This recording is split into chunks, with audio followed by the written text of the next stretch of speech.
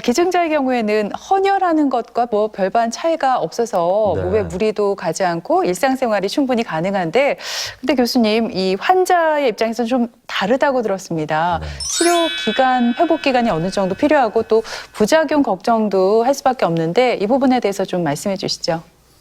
네, 조혈모세포 이식의 과정만 저희가 얘기를 한다면 그 과정은 일반적으로 한 달 정도 소요된다고 말씀을 드리는데요.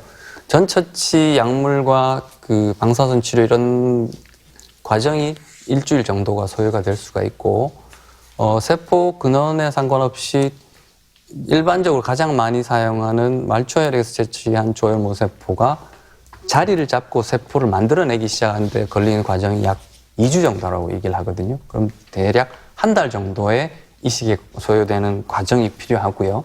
그렇게 이식이 되고 나면 그러한 세포들이 새로운 세포를 만들어서 정상적인 혈구 수치까지 올라올 수 있는데 걸리는 시간이 2주 정도 소요가 되거든요. 그러면 그 기간에는 환자 체내에 있는 백혈구는 거의 없어지는 경우들도 있기 때문에 가장 걱정하는 초기 부작용은 감염증에 대한 우려가 가장 많고요. 그러한 감염증은 시기에 따라서 세균에 의한 감염이 생길 수도 있고 평상시에는 문제가 되지 않는 곰팡이나 바이러스가 같은 이러한 균주들이 문제가 될 수 있는 감염증이 초반에 상당히 많이 생기고요. 그 이후에는 생착 후 감염이 될 때까지 이러한 여러 가지 세균에 대한 예방적인 치료제들을 진행을 하고요. 그 다음에 조직 적합성이 조혈모세포 이식에 굉장히 중요한 역할을 한다고 말씀을 드린 이유가 동종 이식의 경우에는 어차피 공여자가 주는 세포는 제게 아닙니다. 그죠? 그렇다 보니까 이게 나와 자아와 피하 간에 충돌되는 상황이 생기면 이러한 이식변대 숙주 반응이 생길 수 있는데 이러한 이식변대 숙주 반응은 급성기 형태의 숙주 질환이 있고 만성기 형태의 숙주 질환이 있습니다. 그래서 급성기 형태의 숙주병은 간, 피부, 장에 생기는데요. 피부에는 발진 형태로 나타날 수가 있고 장에 오는 경우에 이제 설사의 형태가 다양하게 올 수가 있고요. 간에 숙주 반응이 오게 되면 이제 간 효소 수치가 올라가거나 황달 형태로 올 수가 있고요. 만성기 숙주 반응은 숙주 질환은 우리 몸에 있는 장기 어디든지 다 생길 수가 있는데 만성적인 질환 형태로 생기기 때문에 임상적인 양상이 조금 달라서 급성기 숙주 질환인지 만성기 숙주 질환인지를 구분해 볼 수가 있겠습니다. 이러한 숙주병을 조절을 여하히 해주는 것이 조혈모세포 이식의 성적을 좌우하는 데 가장 중요한 요소들이 되겠고요. 이러한 이식변대 숙주 질환은 동종 이식에 한해서 발생합니다.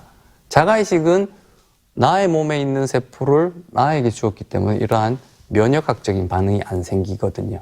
이게 굉장히 중요한 요소가 되겠고요. 그래서 이러한 숙주병들이 생겼을 때 환자를 보게 되면 눈에 황달이 생긴다든가 설사를 심하게 했을 때 대장 내시경을 들어가 보면 점막이 이렇게 막 헐어 있는 경우들을 볼 수가 있고 피부 같은 경우에는 빨간 발진들이 올라올 수 있는데 그 발진의 정도가 어느 정도냐에 따라서 이 중증도를 평가를 할 수가 있겠고요.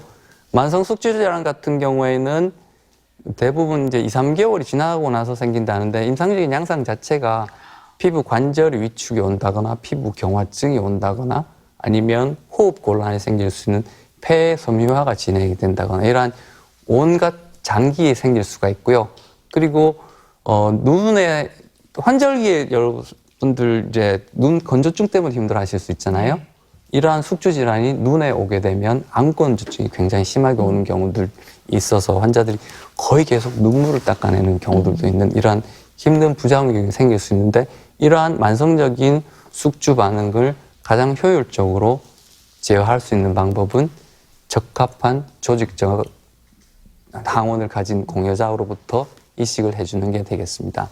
그래서 여기 보시면 이러한 회복할 수 있는 예방 방법이 저희가 가장 관심을 두고 신경을 쓰는 것이 조직 적합 항원이 최대한 잃지 않은 공여자를 확보하려는 노력을 기울이고 있고요. 그다음 폐 감염증, 그다음 폐 질환 이러한 부작용들이 발생할 수가 있고 폐쇄성 기관지염 같은 경우는 환자가 결국에는 기관지염 환자가 호흡 이 불편할 것 같은 그러한 증상은 비슷하지만 진행하는 과정은 이식으로 인해서 발생하는 면역학적인 기전이 생기는 과정이 되겠습니다.